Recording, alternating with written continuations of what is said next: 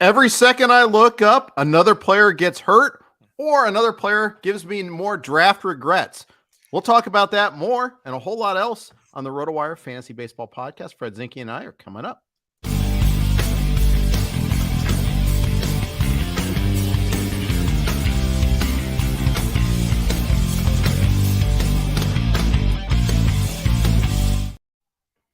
Hey everybody, welcome to the RotoWire Fantasy Baseball Podcast. This podcast is titled Draft Regrets, and of which I have many, it feels like right now. Actually, in some cases, I feel like fundamentally it's okay, but others, man, I am really concerned. As always, our podcast is brought to you by the good folks at Vivid Seats and also Rival Fantasy, a new advertiser this week. So happy to have them aboard. Fred, how are you, my friend? I'm not completely full of regret tonight, so I guess that's good compared. I think I didn't have a lot of pitchers starting today, so maybe, and I think this was a good day to not have a lot of pitchers starting from what I've seen in the box scores so far. Yeah, it sure is. I'm just getting a note of another injury right now. This is ridiculous. Stop. That can't be true. No, someone just tweeted at me. Richard Sands, loyal listener, good Yep, player, absolutely. good writer. Just said Dansby had just left. So just stop. Someone turn injuries off. Sometimes when these guys leave, it's nothing. Maybe some of these will be precautionary. Dude, it's ridiculous. It's so ridiculous today. I was at my daughter's swim meet, and I get your DM of like, oh, add Brandon Woodruff and add this guy and that. Oh, like, stop already. It's crazy. So we could be. You're right. So like, it's conceivable that by the end of tonight, we could have like 10 startable mixed league fantasy players go to the IL. That's an exaggeration. Some of them will go to the IL tomorrow. Hopefully some of them won't go to the IL, but we can start running them down one at a time if you want, because there's a lot of them today. And we can kind of take them case by case. Yeah. I want to do draft regrets, but it's going to have to wait a little bit. Yeah, for sure. Yeah. Make it stop, dude. Just okay. So the one that really tweaked me, the one that caught my ire the most was Brandon Woodruff. It may not be serious. They're saying it's a minimum amount of days, shoulder tightness.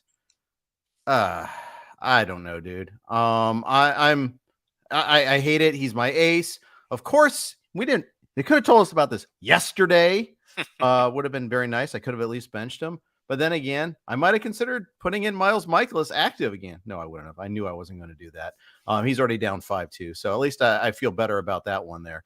But, it's just, he's my ace. And, he's pitched 2 good games. I'm like, okay, this is great. We're good. All these disasters around us. I've got Brandon Woodruff. He's fine. Brandon Woodruff, not fine. Definitely. Yeah, not fine. Well, like you said, hopefully this is not much. Hopefully he's back by the end of April and back. At least he was pitching well. Mm-hmm. It's like with some of these pitchers, I'd almost rather have them injured than the way they've been pitching so far. At least they weren't hurt. He helped your ratios. Now he'll get out of the way for a while, and then hopefully he comes back and keeps helping your ratios. But yeah, this is obviously concerning. We'll see where things are at here in a week. Yeah, we will. And it's really bad. We'll see about that, but it's really bad for them. The Brewers, they had a great week last week. They swept the Mets. They took 2 out of 3 from the Cardinals. They're feeling pretty good. They get shut out on Monday night by Zach Gallen, who had previously really kind of struggled in his first 2 starts. Now they get Corbin Burnes. As we're recording, he's about to start. In fact, they're in the second inning now in that one. And Burnes has been terrible so far. His velocity is a little bit down, more down in the first start than the second. Not getting much swing and miss. I frankly, I thought this was a good time to try to buy low in DraftKings, and I don't think you can do it in trades. We always talk about buy low in trades, but it's hard to pull that sort of stuff off. You can buy lowest, but it's hard to buy low. Yeah, I think. Well, we'll see how Corbin Burnes does tonight. I don't know. I've been known to make a lot of trades, and you are. Yeah, and I think you can buy low on some of these guys. Like it's degrees of low. Like right now, for example, like Corbin Burnes was a first round pick. Like right now, for example, you may be able to get him at a second round price. And if tonight's start stinks, maybe you can get him at a late second round price. And if his next start stinks, maybe you can get him at a third round price. Like you can and it doesn't always mean like some people are like, oh, buy low. It's like so obvious. Sell high. It's so obvious. That's not always true. Some guys who start out low stay low. And you're like, oh, I stole Corbin Burns. I got him for a late second round price after a couple bad starts. Well, if he's still not pitching well in June, like, guess what? You probably lost the trade. Like, I know that you made like a sensible move, a sensible risk, Right. but it's a risk. And, yeah, so like right now, if you could trade Kevin Gausman for Corbin Burns, everybody would, I think, still take Corbin Burns. If Corbin Burns stinks tonight and Kevin Gausman pitches really well tomorrow, maybe some people would start to think about that. And if you say like I hear people be like, oh, well, buy low, that's so obvious. It's not obvious. Like if Corbin Burns stinks tonight and Kevin Gausman pitches well tomorrow, maybe Kevin Gausman pitches better than Corbin Burns for the rest of the year. We'll see. Like that's possible. It's Right. like, quite possible. So yeah, like I think there is a buy low. It's not just about being as simple as like, well, I'll just buy low on struggling players out of the gate. Like you have to figure out which of these guys you believe are going to come back around because it won't be all of them. That's why there's busts. Some of them are going to continue to struggle. Yeah. And in fact, I saw that, I think it was Scott Pianowski's feed that I saw this. If it wasn't Scott, it might have been Vlad. I forgive me for the improper attribution, but pure buy low, just saying buy low is bad advice. But saying who to buy low on is good advice. Who to sell low on is even better advice. Knowing when the milk has gone bad, having that sense of smell is a really valuable skill. Yeah, it was Scott, and I do disagree with Scott a bit on this, and Scott's obviously great at playing fantasy baseball, but like I think there's a lot of nuance around buying low and selling high. I think selling high is one of the hardest things in fantasy baseball to do. Like to look at your best performers, your players who are playing over expectations by a lot, and say, you know what, I'm going to move them now. That's so hard to do, right? Like like if you drafted, I don't know, I'm just trying to think of someone, quickly off the top of my head, but like Brandon Lau, for example, has hit homers in the last, I don't know, 3 games in a row or something like that. Or forget the injury. Moonshot tonight, by the way, too. Right. Like I'll give you Matt Chapman. So Matt Chapman is off to an amazing start. Right, he's in a contract year. Everything's going well. The hard hit rate is way up on him. Yeah. Right. So for someone to turn around right now and look at Matt Chapman and say, you know what, I'm going to trade him. I'm going to trade him for 5 rounds more than I've drafted him for, because you can do that in some leagues right now. But now you're if Matt Chapman stays hot, that's a good offense. If Matt Chapman stays hot all year, like you could lose that trade. Right. So Matt Chapman I was trying to think of someone kind of quickly off the top of my head in that range. Alex Bregman. Right. So Alex Bregman went before Matt Chapman in every draft by about 70 picks. Who do you want? Who do you want right now? Well, I thought Bregman was going overdrafted, so I want Chapman because Bregman was one of my fades this year. Okay. One of like 6 players so far that I haven't been egregiously wrong about. So I'm going to stick with that one there. How about Gunnar Henderson? He was going, I think, before him. Yeah, I've been okay. Fine. That's a quick in my face about someone I was wrong about, because I did say to go target Gunnar Henderson. Yeah, I mean, I don't think I would trade. I mean, Gunnar Henderson, I mean, there's not the track record there. There's some other issues. Yeah. But yeah, I don't know. I mean, Isaac Asso, who's selling high right now? People do this. Trust me. Yeah. I have leagues where people are sending trade offers right away. Yep. I have people that are asking about trades that they're getting right away, like after one start, one for a pitcher, or after 5 days for a hitter. I see it all the time. Fred was trying to trade with me on opening weekend. I resisted your entreaties so far on that one there, but I don't know if it's going to work. We'll see. Yeah, for sure. I mean, yeah, right on opening weekend, you said to me when we were chatting that you were running out of pitchers. And I said, well, how about I give you DeGrom for Goldschmidt? And like those are both like second round pick type players. And And you got him at pick 60. So it wasn't right. the second. That's right. Reluctantly at that, too. That's right, for sure. But that was definitely, and in the moment, we were all, Yeah. afraid of him for, for the injury problem. And there could be more injuries. We'll see. But anyways, and there's a lot of risk in that trade for both of us. You were running the risk that you trade for DeGrom and he gets hurt.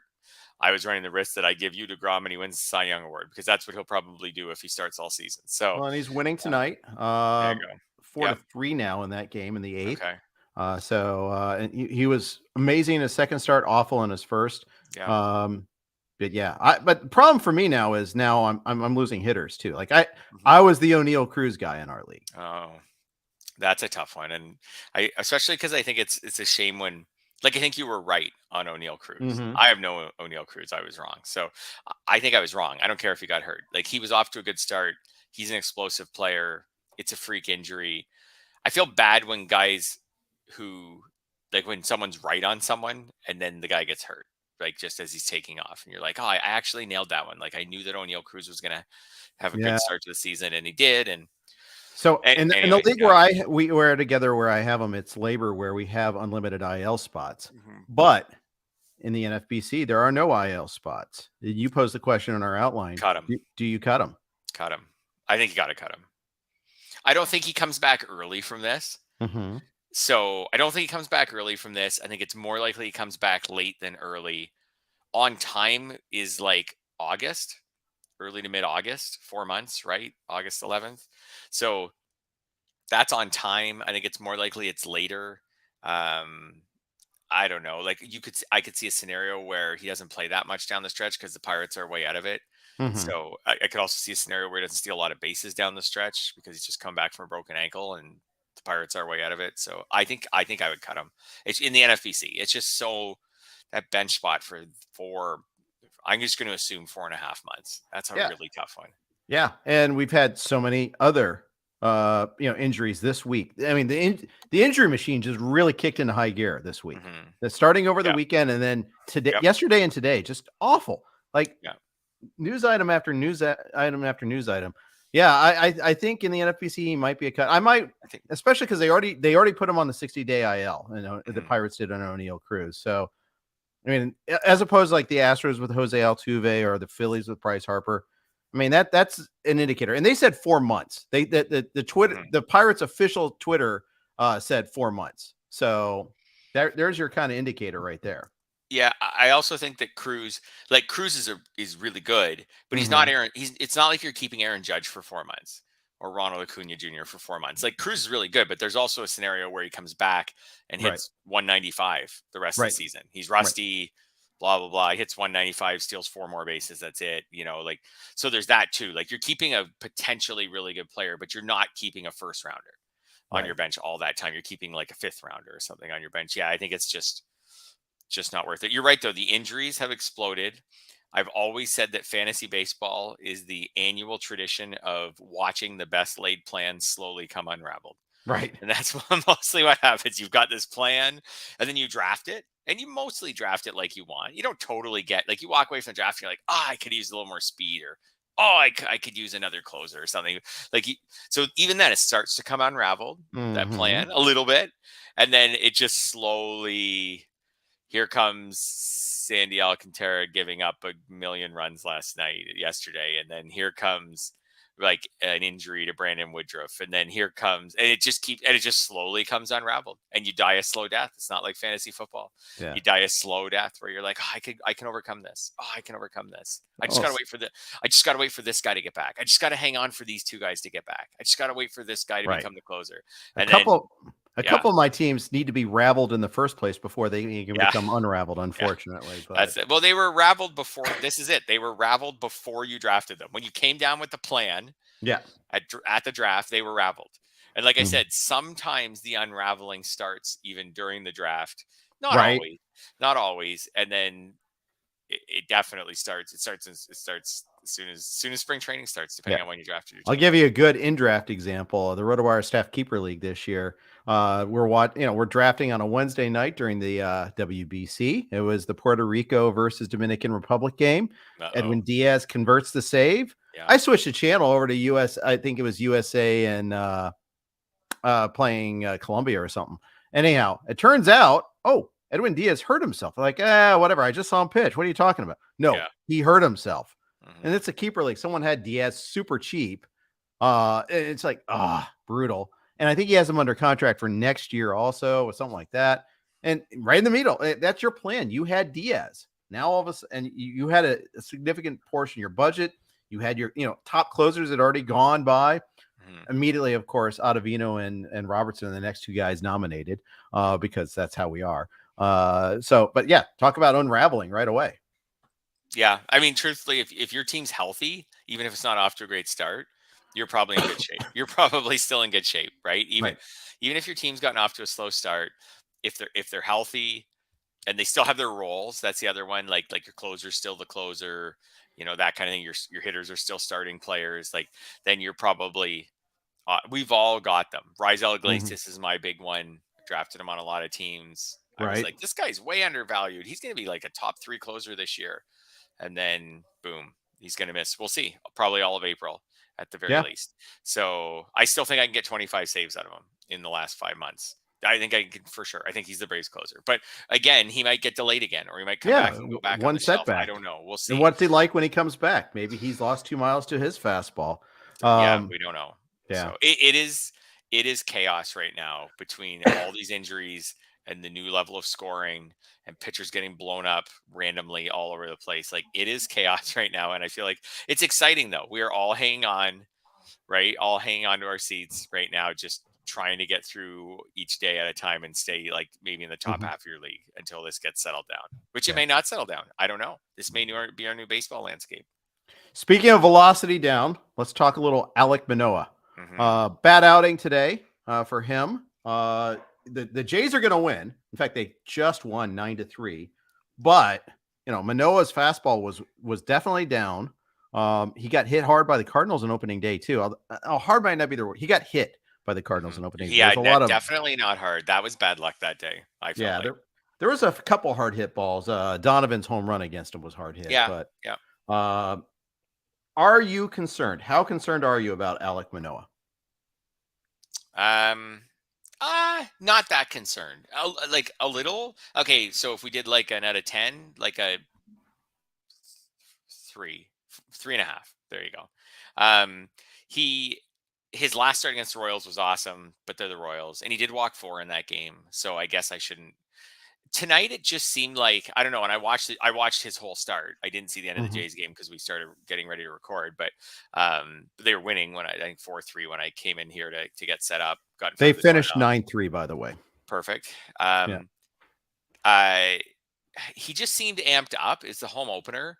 It's like a 45-minute pregame show, which just drives me nuts. I just had sat through the Angels home opener for the Blue Jays game on Friday night. And but anyways, I get it. They got to do these things once a year.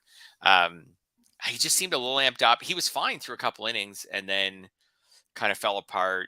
I don't know. I'm not that worried yet. I was mentioning to you, I believe, if I remember correctly, that Jose Barrios did something so similar in the Jays home opener last year. I think he got 1 out and gave up. Was charged with like 4 or 5 runs it wasn't quite like Manoah tonight, but and the Tigers stink. So that's a little concerning. Okay. I'll give it a 4 out of 10. I'm concerned because I have him in one of my main, a lot of pitchers. Because I have him in one of my main event teams. I'm going to amp that worry up level to like 5.5 for me. Right. Especially because the velocity was down. That's the thing that bothers me. I think if his velocity was normal and he just got bad results, it'd be one thing, but velocity was down and it was against a bad Tigers lineup. And, granted, it could have been a lot worse. I think he only gave up 3 runs. It's just, he didn't get through 5 innings. That was the thing that's frustrating. Can I factor into my concern? Let's see how Rogers Center plays, because to me tonight, it looked like a bit of a bandbox. Like we'll see, like with the new outfield dimensions and wall and everything. Kiermaier made a wicked catch over. Yes, he did. The new center field wall, which was really cool way for him to start. But the Jays have this cool new thing for people who aren't in Toronto and haven't really seen it. But at various levels of the outfield, they kind of have more like standing room stuff and standing tables, and it's all kind of meant to like be in the outfield, be on your feet, have beers, talk to your friends, socialize, watch the game instead of just kind of sitting cramped in a seat. But in doing that, they've kind of brought some of the fence space in, and I don't know. It felt pretty cozy. I'm just interested to see. That was the first home game. It felt Yeah. pretty cozy, and that will obviously hurt Manoah and some other pitchers if it is cozy all season. Yeah. Speaking of those park changes, RotoWire's Janet Eagleson asks, she's not just a hockey writer, folks. She does play baseball too. Park changes at home. How does it impact Gossman? Yeah, that's what I think we're trying to figure out. It looks like to me the changes are going to play for the hitters and not for the pitchers. So it'll impact all of them. If it's a more hitter friendly park, it will impact Gossman to some degree in his home starts. Like that doesn't mean you can't survive it. We've seen all kinds of pitchers over the years. On Garrett Cole does it all the time. Pitches in Yankee Stadium, which gives up his homers, but he's still awesome. So like Gossman can still be great, but I don't think this is going to help him. So I think it's something he'll overcome, but I don't think it's going to help him. Okay, fair enough. Yeah. I'm definitely concerned about Yeah. Manoah more than I am Gossman, because at least Gossman's throwing hard still. So Yep. we got that going. I think for us. Gossman's really good. Yeah, I wouldn't worry if I had him yet. Is Barrios toast? Yeah, so toast. Yeah. Well, it's too toast to use in fantasy. Like there could be a few like 5 innings, 3-run starts this year. Some of those, but like too toast to use in fantasy. I think. Would you dare use Kikuchi? I did last week in Tout Wars Draft and Hold. The first start. So I'll stick up for Kikuchi a little bit. His first start last week was fine. Like he won. It was in Kansas City. Yep. The second start looks bad on paper. He had 2 outs in the first inning and 1 runner on, and Dalton Varsho lost a fly ball in the sun and dropped it. Didn't touch it. And then the next batter hit a home run. So he gave up 3 runs in the first inning. If Varsho just catches that ball, he doesn't give up any runs in the first inning. He ended up giving 6. I want to say it's like 6 and like 4 and something, or 5 or something. Anyways, I think if Varsho catches that ball, there's a chance he gets through that start like 5 innings, 3 runs, which is not terrible in this landscape, especially when he had a good start earlier in the week. So I think Kikuchi is like mostly not a guy to use in mixed leagues, but I think you could stream him the right weeks. Okay. Yeah. I don't think he's going to come back on the radar like where you're like, oh, I'm going to use Kikuchi for most of his starts. Like I put him right back on the bench in Tout Wars. I used him the 1 week for the 2 starts. He faces Tampa at home this week. No chance. Right. Yeah. So there you go. Yeah. Tampa won again. They're 11-0 now. So that's pretty good. I hear. Not bad. Yeah. Run differentials like over 60 now. That's crazy after 11 games. But I guess when you don't lose and you win all but 1 game by 4 or more runs, that's what happens. Would you start non-aces against Tampa right now? It depends on how you define non-aces.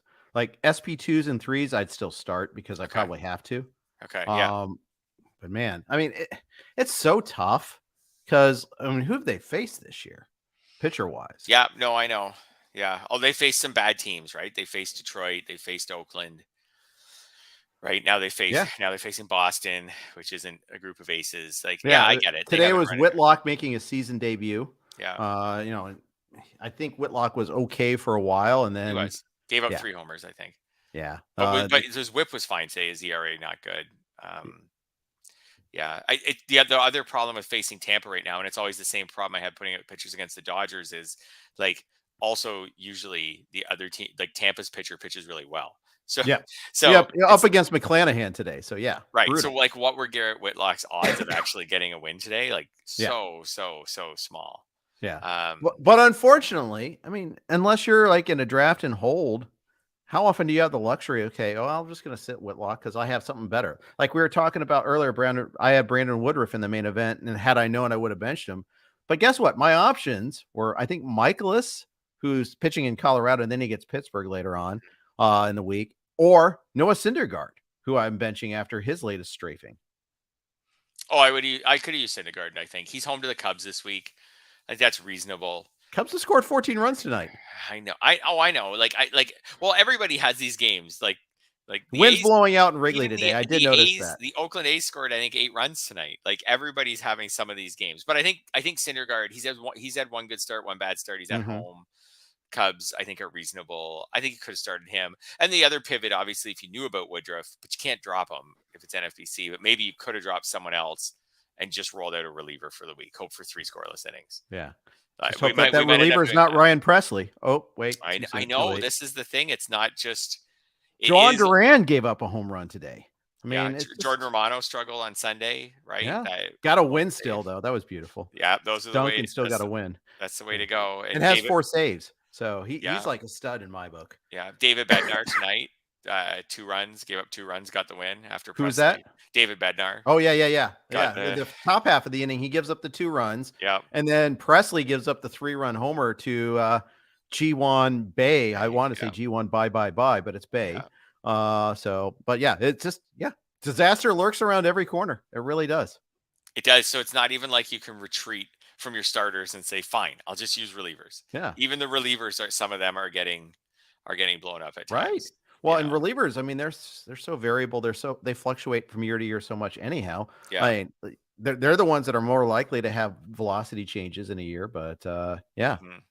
It's pretty brutal. Lots of other injuries, and I want to hit that. But before we do that, first, a quick note from our sponsors on the Blue Wire Network. Thank you for your indulgence on that. And then we're going to share a note from our other sponsors from Vivid Seats. Also, and we'll start with Vivid Seats right now. Baseball is back. Swing into the MLB season with Vivid Seats and score tickets to all the hottest matchups and biggest games of the year. Every crack of the bat, every deep center fly, every heart-pounding double play of your favorite team, live and in person. Plus, with Vivid Seats rewards, you can now earn rewards with every single purchase. Every ticket you buy gets you closer to your reward. Just buy 10 tickets and simply cash in your credit toward the 11th ticket purchase. It's that easy. Pro reward tip. Buy tickets for your whole group, split the bill, and make progress towards your free 11th ticket even faster. From behind the plate to the upper deck, Vivid Seats has great tickets for all the 2023 games that matter to you. Just visit vividseats.com or download the app today. Vivid Seats. Experience it live. See vividseats.com/rewards for terms and conditions. We also have a brand new sponsor, Rival Fantasy. A new MLB season means it's time for a new kind of daily fantasy baseball.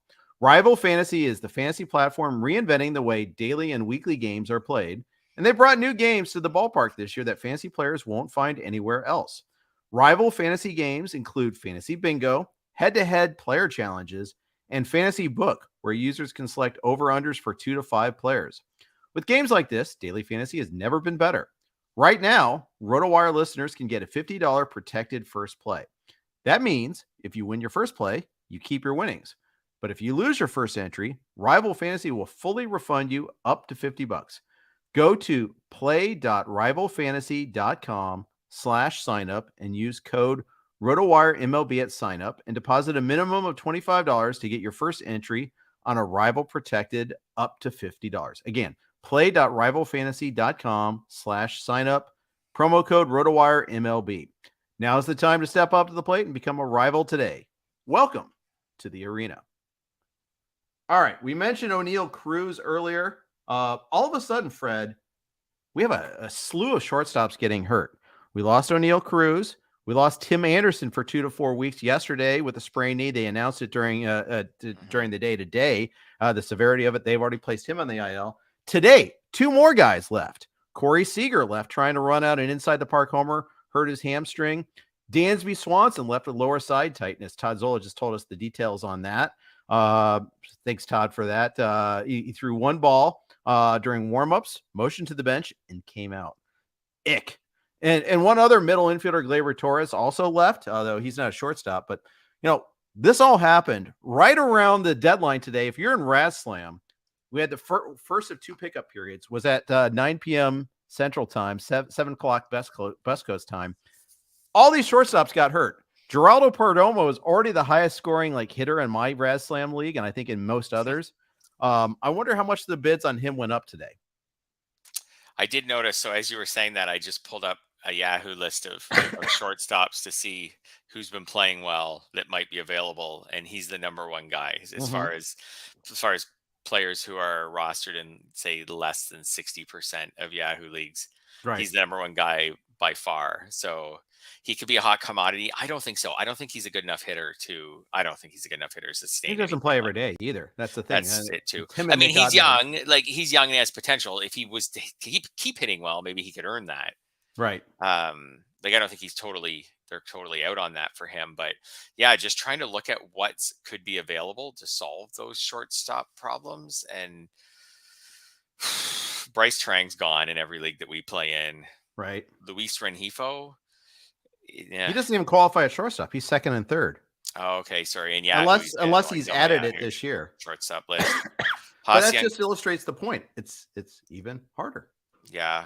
Ha-Seong Kim's I think he's rostered in all the leagues we're in. Like he's widely available in some of the other platforms like Yahoo, but I don't think he's going to be available. Yeah, it's going to be replacing these players. I think we might have to look at the replacements, right? That their teams, like how the teams handle. Like it's early in the week with Tim Anderson, so we'll see.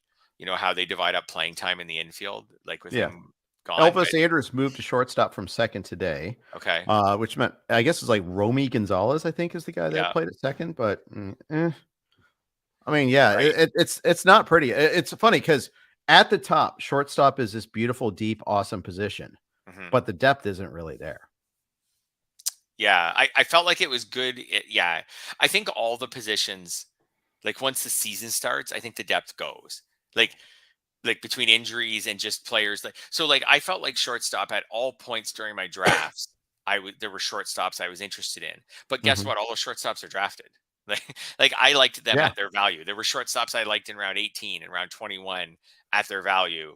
A lot of my teams have 2 or 3 good shortstops, but it doesn't really matter. Like all those players, if I didn't take them, they're gone now. So it's more about just what's on the waiver wire. And like, you're not going to find great shortstop replacements. I think what we're seeing with all these injuries is maybe the importance of having some multi-position players so that you're not in a position right now where on Sunday you need to bid on a shortstop, right? Where you're in a position where you could bid on maybe just an infielder or something like that, right? Where you're like, oh, I got this other guy I can slide in. I have Ha-Seong Kim. So now I can slide him from my third base to shortstop. That opens up third base. So now I can look for a shortstop or a third baseman, or you know what I mean. So I think having some roster versatility, if we're going to see a lot of injuries here at the start of the year, having a few of those players could be really valuable, which we've said before.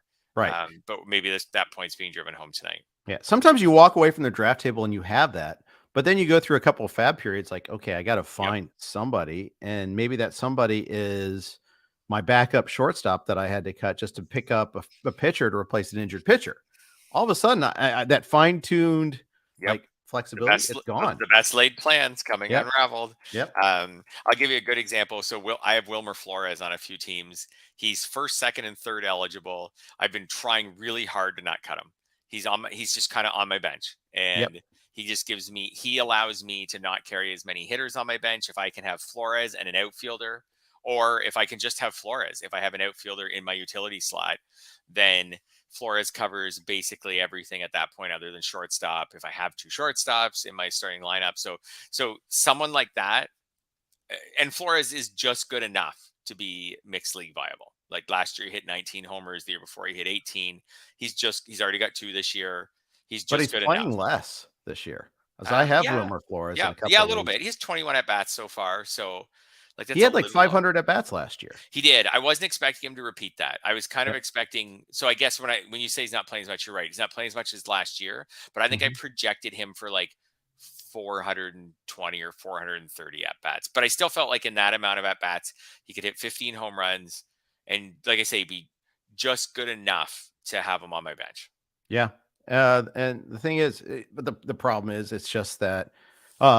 It's just, you got him covered, except then you actually have to have him active. And you're like, oh, he plays 3-4 times in a week. That's not great. Not great. And then, the Giants, especially the Giants under, Gabe Kapler, they loved platoon.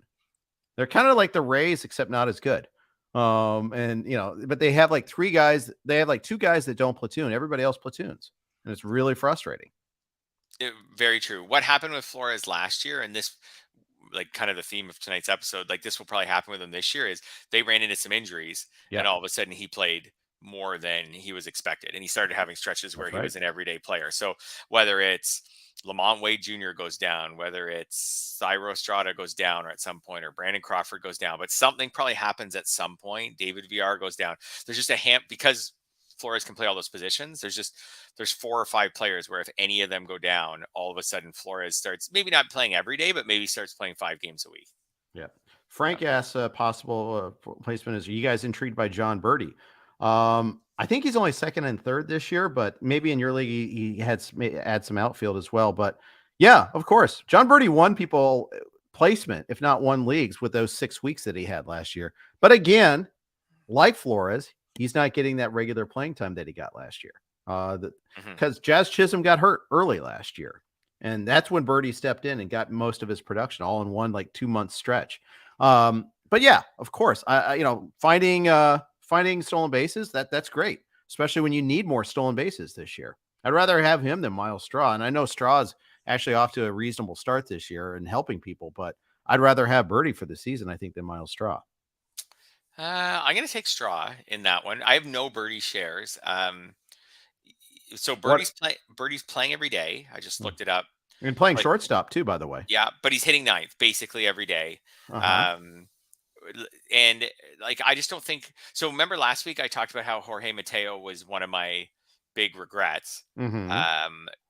I didn't pick Mateo for the same reason, basically, that I didn't pick John Birdie. I just don't think they're very good players, and they were in crowded infields.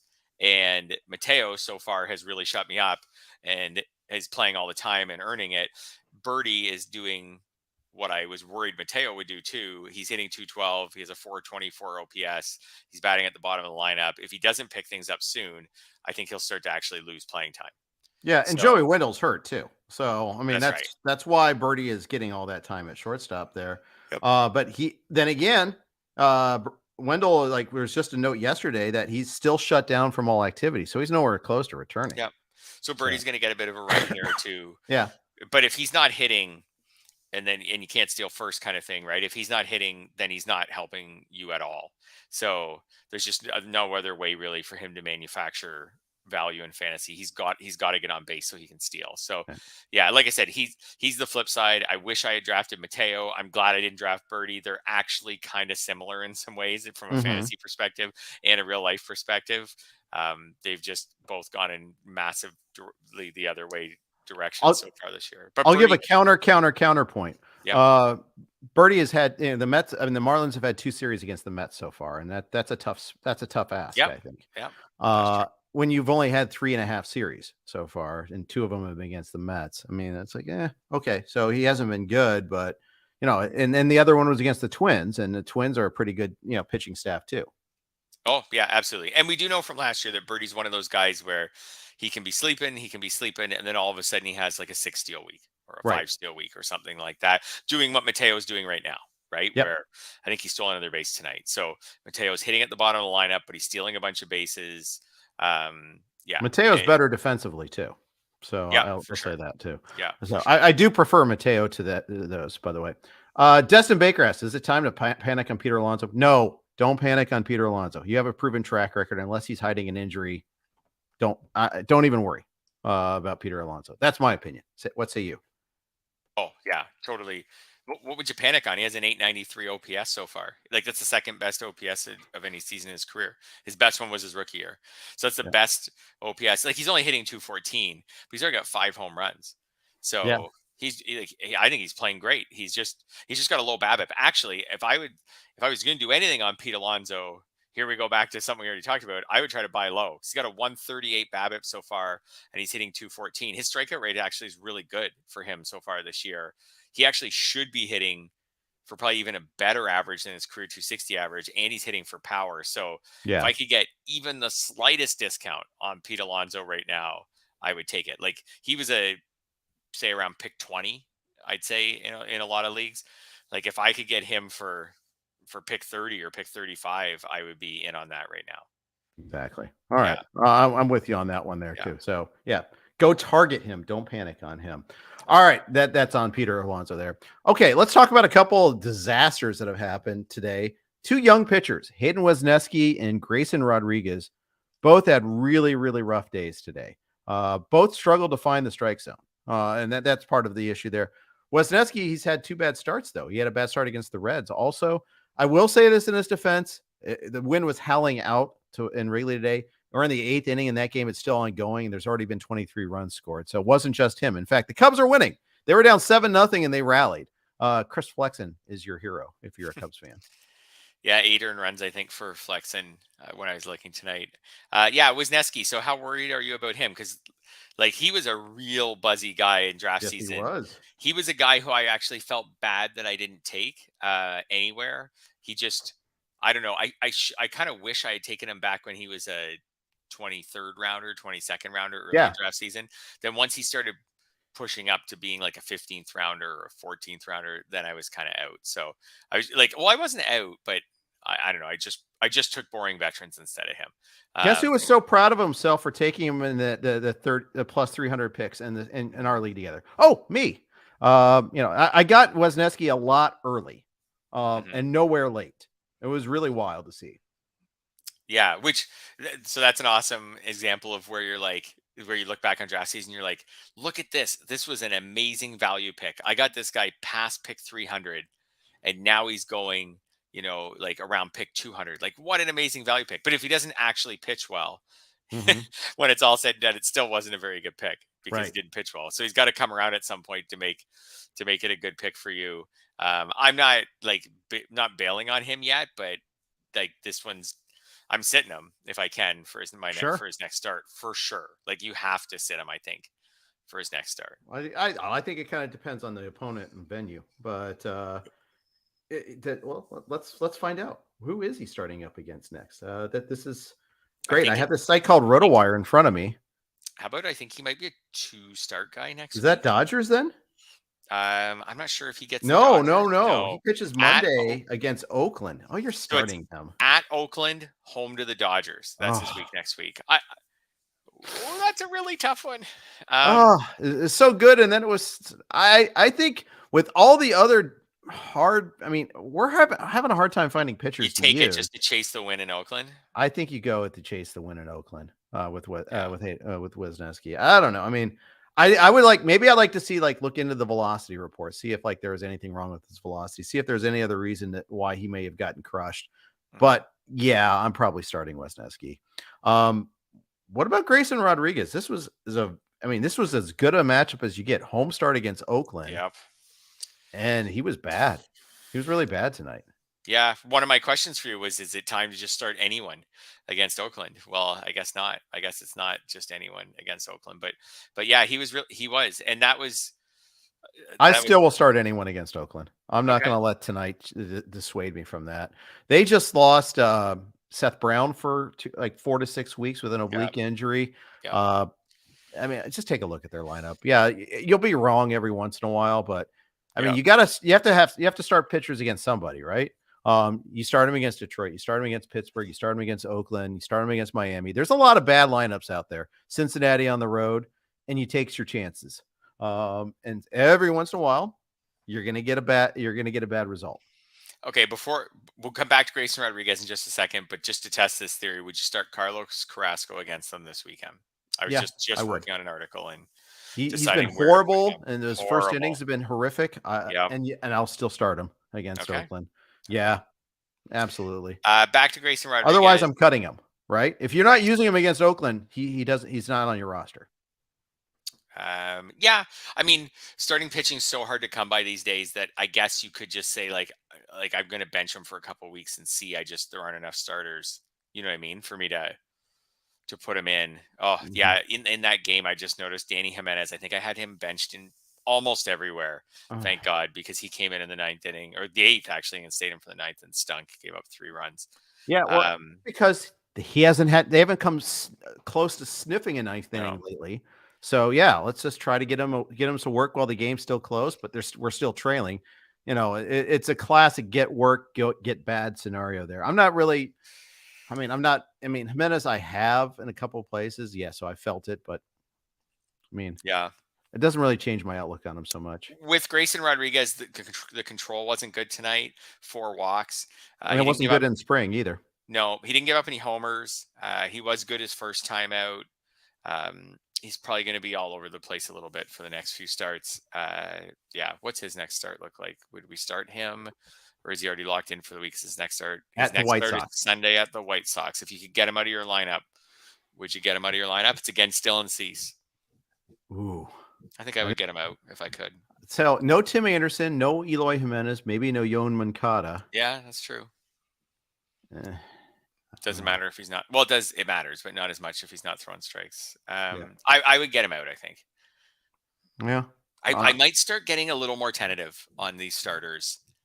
If you got to play, but you got to find roster 9 pitchers, though. That's the problem is you got to find 9 of them. Hello, Eric Swanson, and hello, Brian Abreu, and all these guys. I don't know. Maybe that's a cop-out. Maybe that's not a good plan. I don't know. I don't think it's necessarily a bad plan. I think like you start to find some of these guys and you go with it there. I mean, I saw some bids out. Who's the Cubs relief pitcher that I saw bids on? Who's a converted starter, former starter.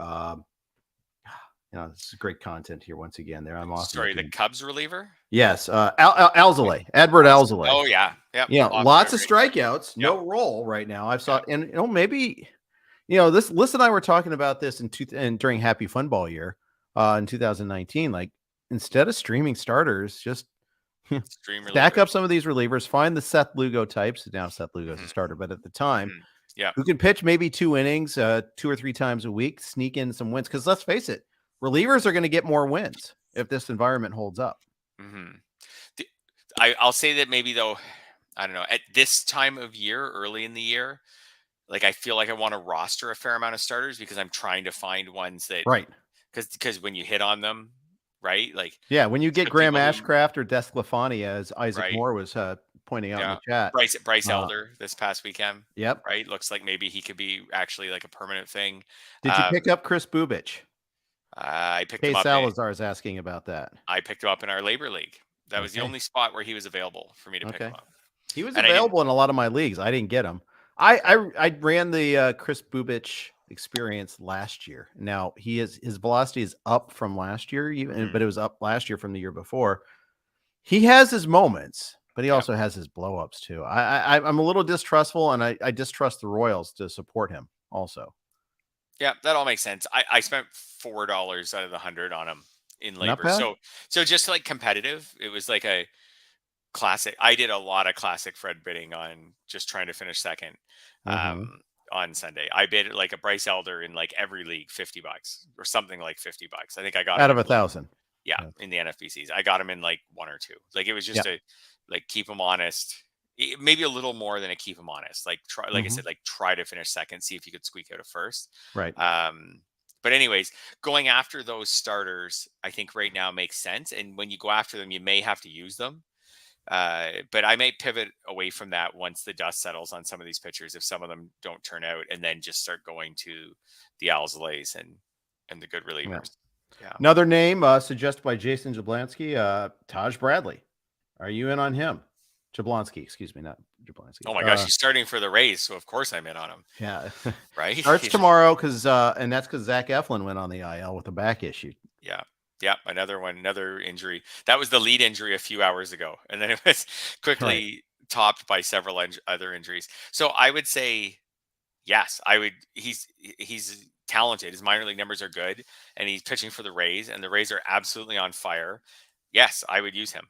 If he stinks, whatever. I get the first Rays stinky pitching performance of the year, basically. I'll take my chances. Second, Jason Fleming had one really bad one there. Josh Fleming.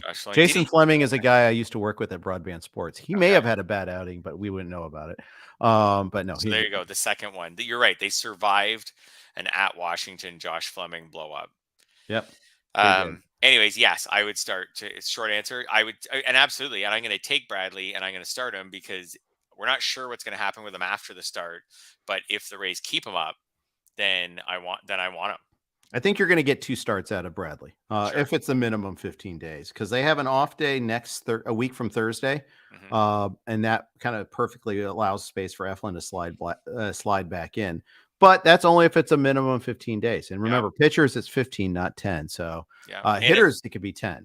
Yeah, and if no one else is hurt, and we're talking all tonight about how many guys have been hurt in the last 24 hours, like by the time Eflin gets back, maybe a different Rays pitcher is hurt. So we'll Right. see. Because the Rays pitchers pitch well. I don't know. This is very anecdotal. The Rays pitchers pitch well, but they do get hurt. Like Yeah. I don't find the Rays are, in my opinion, aren't better than the other organizations at keeping their pitchers healthy. They're Oh, I better agree. at making them pitch well. See So also Glasnow, Tyler, right. or So any year in their bullpen. I mean, they absolutely. churn through Nick relief Anderson pitchers. is one that I thought of off the top of my head, right? Colin Was Pache had a lights good out. stint hurt. Yeah. Ironically, Brent Honeywell is doing well for the Padres. He kind of washed out from the Rays because of injuries, but I'm happy to see him back in baseball and pitching a decent amount for the Padres out of their bullpen. Yep. Yes, agreed. That's a really good feel-good story this year. Yeah. But anyways, back to Bradley. Yeah, I would pick him up and start him. He's like Elder. He's like a perfect type of guy to try and just see where it goes. Good team, skilled. Let's see where it goes. If you get burned tomorrow, whatever. Then you get burned tomorrow. We're getting burned this year by our aces sometimes. So take a shot on a skilled youngster. I'm not saying because of that we take a shot at pitchers who aren't very good, but this kid is talented. Let's see how he, and just like I said, like the Rays are just on fire right now. They're at home tomorrow. Give him a shot. Yep, he gets a matchup against Chris Sale. That's interesting. Yep. And then Jeffrey Springs, Cy Young himself, on Thursday against Corey Kluber. We'll see if they can keep that going there. If they can get through tomorrow, like they could really, really keep pushing this winning streak. Yeah. Right. Like that Thursday start, Springs against Kluber really feels like a win. Yeah, it does. But, strange things have happened where, the streak ends at the weirdest spot a little bit there, but you never know. But we'll watch that one a little bit closely here. There's a lot of outfielders getting hurt too. We look at, Joey Gallo to the IL. Seth Brown, we mentioned earlier, 4 to 6 weeks. Adam Duvall, fractured wrist. It's his left wrist that he hurt on Sunday. Not going to need surgery, but obviously this is going to be a while with him. Yeah, I think you have to cut him. Agreed. Like I just think, I know. I want to see. I want a timeline before I make that decision, so I might wait a week on Adam Duvall. I know he was off to a hot start, but I don't think that was going to last. Like if he stayed healthy, he might have hit 30 home runs this year or something. But I just don't think the overall 30 home runs in 220. Like I just don't. I don't know what was Adam. Like we don't need to look it up, but Adam Duvall's ADP this year must have been, I don't know, 3-something, 400, late 300, well, something like that. It's funny that. because I actually have an ADP page open right now. Okay. So I'll filter for the main event because that's more recent and all that. But Adam Duvall's ADP in the main event was 295. So you're right. Around about 300. So high of 251, a low of 348. I don't think you can keep her. I know he played well for 8 games, but I just don't think you can take a 20th round draft pick and hold him this time of year. What if it's for a month? What if they say he's coming back in a month? Okay. If he's back in a month, which I don't think he will, I would hold him if hypotheticals for 1,000. Yeah, if I don't have like 2 other injuries, which I probably do. Like almost all my teams have, all my NFBC teams have 2 or 3 guys on the IL. Yeah. So I just don't think I can make Adam Duvall like the 3rd or 4th IL guy. Yeah. I think you're right, but I want to know. Yeah. And you will know by Sunday probably. Probably. Yeah. Where are the Red Sox going after? Are they coming back home after this series against the Rays? If so, then the Angels. The Angels this weekend. 3 lefties. So you're going to find out this weekend because they're going to go back home and they'll probably say something when they go back home. For sure. Yeah. So okay. All right.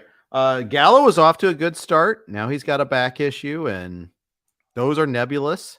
You don't like seeing that. Twins quietly have 2/3 of their outfield on the IL. Max Kepler is also on the IL. Mm-hmm. It's stacking up for them, and injuries really short circuited them last year. Yep, and that's going to be a big concern, I think, here going forward. Gallo was off to a good start. I have no Gallo shares. I don't totally regret it. Like I feel like this was going to come to an end at some point, but I mean, we'll see. Yeah, like you said, like that type of an injury could stick with a player for a long time. I think if you drafted Gallo with the good start, and then we're not really sure how long this will hold him out, like unless we get other news by Sunday, I think you hold him probably at least another week and see where this all goes. Right. Yeah. Well, truthfully, I think we'll know by Sunday like what kind of timeline we're looking at, and then it'll be obvious. If it's only going to be a minimum or close to minimum, I think you keep him. Yeah. We had another injury tonight. Both Brad Johnson and Todd Zoller letting us know that Matt Manning broke his toe, either fractured toe or fractured foot. I've seen both right now, but not that he was a mainstay for us, but man, just another log on the injury fire. Stop. Make it stop. So his managers, both of them, can send him to waivers across across fantasy baseball. Now I think he's a little more on. he I'm is, going to he is. defend I'm Matt giving him. Manning He just a is. little bit. I'm giving him a hard time. Your You're right. saltiness doesn't play here, sir. Stop. Typical Canadian cynicalness. It's true. He was off to a respectable start for a guy who was a good prospect. So, and he's at Houston and at Toronto, Yeah. and it's got a 4.63 ERA and a 1.29 WHIP. Those numbers are not terrible. 7 strikeouts, which isn't good, and that's always a problem for him. Only 3 walks, so 4 home runs. He gave up 3 home runs tonight. Kind of just bang, bang, bang on the home runs too. Like 2 of them were right in a row. He was okay for a while tonight. Anyways, we'll see where this all goes. But he's a drop if he's going to go on the IL. Oh, I agree. Yeah, easy. Oh, drop. for sure. Yeah, definitely. Who else can we drop? Who else is hurt, Jeff? Herman Marquez. Let's drop him. How about Yeah. that? Forearm tightness. I don't have him, but I drop him. Yeah. Tony Gonsolin won't be back until May now. A setback. I hate setbacks, but this is why, how many times do we need to say, Scott? I hear Scott Pianowski in my head all the time. And in this particular case, injury optimism rarely wins. That's it. And we can put him and Carlos Rodon in the same bucket here. Now, Rodon apparently has some back problem that has slowed his recovery from his initial injury. So now he's going to be out, or they think maybe a little while longer. That probably takes him into May. So again, those were 2 pitchers who were drafted by people thinking, okay, I could get this guy back maybe like 3 weeks into the season, 3 or 4 weeks into the season. And now it's going to be longer than that. Injury optimism is not your friend. Yep. Exactly. Yeah. And we're all getting strafed. Got a question from Brunch. How bad is an ERA and WHIP is going to take down the overall in the NFC OCs? Good question. It's definitely going to be higher than last year. Offensive stats going into today, 4.69 runs per game. It was 4.28 last year. 1.17 home runs per game was 1.07. Stolen bases 0.70 versus 0.51. Batting average 249 versus 243. And it's April, but this versus a full season's results. If I do April versus April, it's even more stark. Yeah. So we're starting to hit this landscape now where, like, okay, when you check the box scores, you're mostly checking, like, I get it. First, you're checking your pitchers to just make sure they didn't get blown up. So then when they didn't get blown up, you can take a sigh, of relief. But then when you check your hitters, they actually need to have done something. Right. Like when we were in that low scoring landscape, you could have nights where you're like, this is pretty gross. Like I got 1 homer last night, no steals, but like, whatever. It's not that bad. We'll come back. We'll have a better night tomorrow. Like the way things are going now, like, no. We need a couple homers a night. We need a steal every night. Like, well, the worst part is when your pitchers are getting strafed and your hitters hit 129 in the same night. You're like, what's going on here? How am I so bad? And then you realize it's April and there's, you won't always be that good and you won't always be that bad. For sure. But we definitely are seeing, we need to give our pitchers maybe a little more grace, because a 6-inning 4-run start isn't going to kill us as much this year as it used to, because the averages, they're still not good, but the averages are all higher, the ratios. But our hitters, like I said, like we can't accept nothingness from our hitters as much this year. And that's a perfect segue into our final topic tonight, and that is draft regrets, which is what we listed at actually as our title here. But then so many things happened today. All hell broke loose. The center did not hold. But let's talk about draft regrets, because we have them. Our title guy, our guy, is one that we both share. You regret Javi Baez. I regret Javi Baez this year.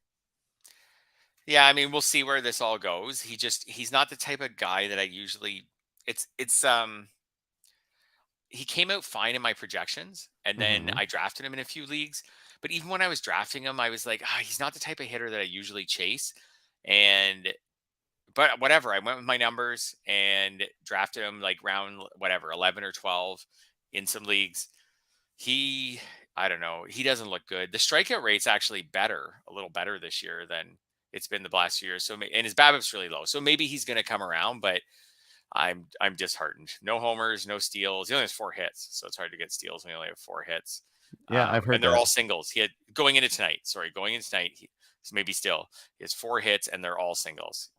The league where I have him was an my AL only original home league, Amiki, where I spent early on some other positions and I just couldn't get a shortstop. So, or I didn't. I didn't want to totally like tie my hands, and I totally wish I would have tied my hands because, like even when I bought him, I'm like, okay, I'll go the extra unit on Javier Baez, and I knew it was terrible, and I still did it. And it's 4x4 too, so you don't even get any runs scored bump from him. It's just I hate it. So he was high on my list of regrets coming out of the draft and what I did at that position.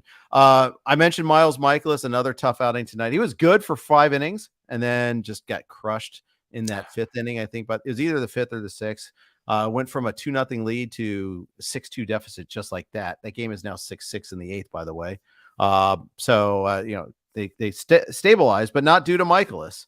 And he is like kind of like Manoah, where I regret guys that put the ball in play a little bit more. And maybe Chris Bassett is another one of those guys, maybe, although Bassett kind of recovered in his last start. We'll see about him, but that kind of class of player, I'm really starting to kind of worry about a little bit. And like I benched Michaelis this week and he has 2 starts, one of which is against the Pirates. Well, I started him and so that didn't go well, I guess, tonight. Although I was worried tonight wouldn't go well. I guess it went a little worse than I was hoping for.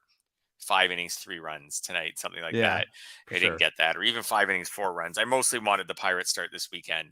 I was hopeful even he could get a win tonight, but he's not going to. So, yeah, I'm not totally out on Michaelis. Like, I would buy way low on him in a league, or if someone drops him even in a 12. I think I would pick him up. I don't know. I have some faith in the Cardinals that they'll figure this out with him, and he's really good last year. I don't know. I have some faith that he'll figure this out. I understand the regretting him. I don't regret him as much as I regret Baez right now. Okay. Like just even going into tonight, like Michaelis had a 12-1 strikeout to walk going into tonight and had been terrible. And I did feel like when he played the Blue Jays, he was the same starter as Manoah, that he got dinked and dunked that whole game too. So, and then his next game was Atlanta. That's tough. Now he's in Coors. That's tough. I don't know. I'm not out on him yet. I would buy way low on him. Okay, so the thing is, he's just getting it wasn't just the dinked and dunked. I mean, you give up 19 hits in 9 innings, you're getting more than dink and dunked.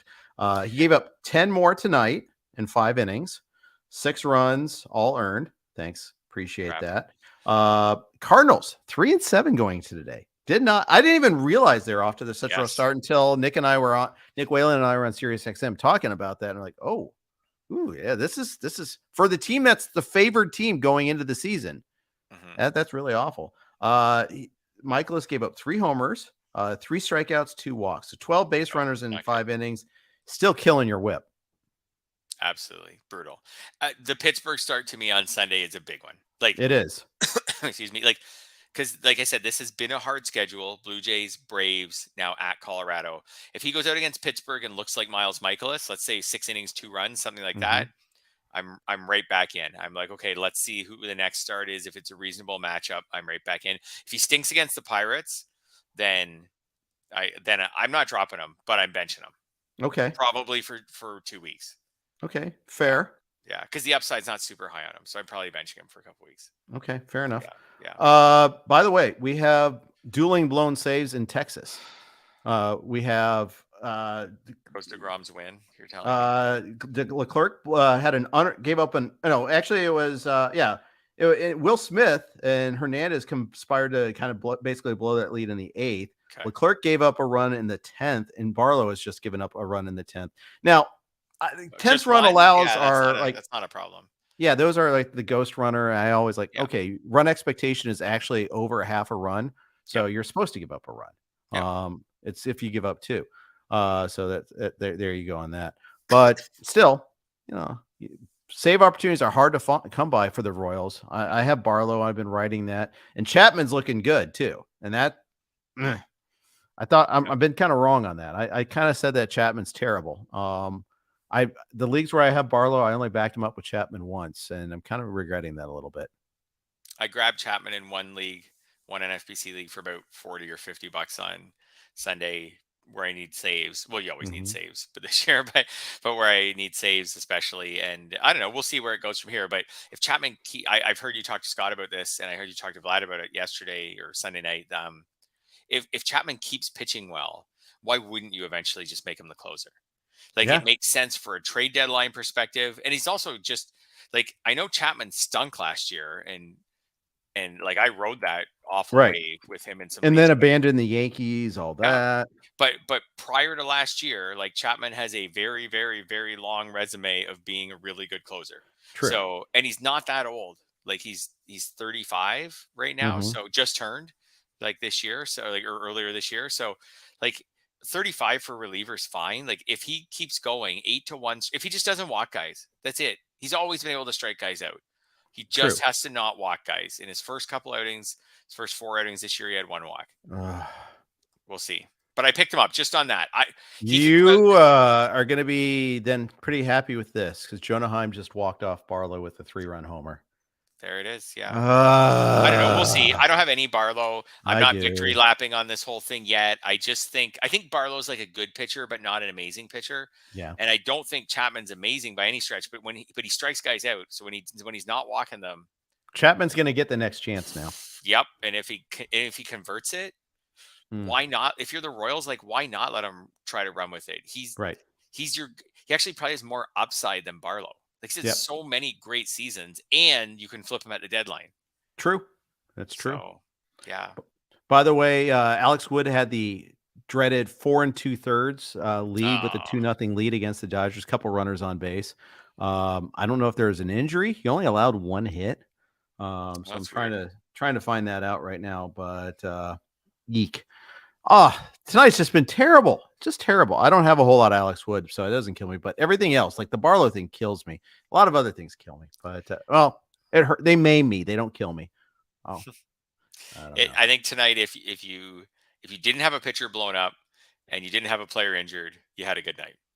I don't care. You're just not even living. I don't care what your team batted. If you didn't have a pitcher get hurt, if you didn't have a pitcher blow up and you didn't have anyone get hurt, you had a good night. Pierce Johnson gave up 2 runs so far in the 9th in a tie game. It was 6-6. It's now 8-6 Cardinals. So if you've been stealing saves with Pierce Johnson, you got punished tonight too. Everybody's getting hit. Everybody's getting punished. Not a blown save there, but still punishment. Yeah, there are no safe havens. I mean, any other regrets that you have? Draft regrets. The only other one that came to mind, and I don't have him in a lot of leagues, but some, was Joey Meneses. Just because like he's off to a slow start. Maybe we all got a little bit of WBC fever when he had that good performance at the start of the WBC. I don't know. We'll see. It's early, but he's just someone without a lot of track record. We had that Frank Schwindel thing, all of us in the back of our heads during draft season. I did buy in enough to draft him in a couple leagues. He hasn't homered yet. We'll see. It's only player I have in all 3 main events. So. There you go. So loving it. You're feeling my pain. He hasn't been like awful. Like he's going into tonight, he was hitting 238, but for a power hitter, 1 RBI, 0 home runs. Like it's worrisome. It's Frank Schwindel like. Yes. So hopefully that's not the case with him. But all these other players who are off to slow starts, who are established players, like I'm like, give me a break. It's been like 10 games. Like just give them some time to come around. But someone like Meneses with basically no track record, like you're a little more worried. He has less of a plank to walk for sure. That's right. It's the same as like Baez. Like my reason I regret Baez is he stunk last year. Yeah. And then I said, he'll probably get at least somewhat back on track this year. No new contract, blah, blah, blah. More comfortable in Detroit. And then, so when he gets off to a slow start, I'm like, this is just like last year. I should have seen this coming. When Meneses gets off to a slow start, I'm like, no track record. I should have known. But so we'll see. It's all narratives at this point. I disagree with Frank saying he's a career minor leaguer for a reason. He deserved a chance earlier in his career. So too. Yeah. And there are other players that have run that path. Whit Merrifield was in the minors for way too long. Joey Bautista didn't get the chance right away when he deserved it. There's others, but point is, I don't think he's that. I think he's better than he's not going to be Batista, but he's also not going to be Schwindel either. I'm gonna go out on that thin limb. That's it. And that's it. And if Joey Meneses just is a major leaguer, like that's fine, but like that's not what we drafted him for. Like we drafted him at a point in the draft where he needs to hit like 28 home runs or something like that. For sure. Right? So, something like that. Like yeah, if he's just a 720 OPS, you know, kind of backup-ish infielder, outfielder, you know, gets 500 at bats, like that's fine for him for his career. It proves he's a major leaguer, but that's not what we paid for on draft day. Agreed. Yeah. Well, we'll revisit that a couple months from now, but I want to give it some time to breathe as far as that goes. He's not a draft regret for me just yet. So I'll say that. All right. That's going to tie things up here because if we keep talking, more guys are going to get hurt and we just can't do that anymore.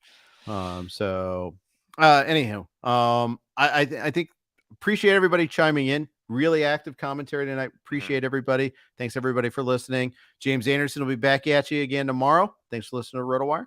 Have a good night.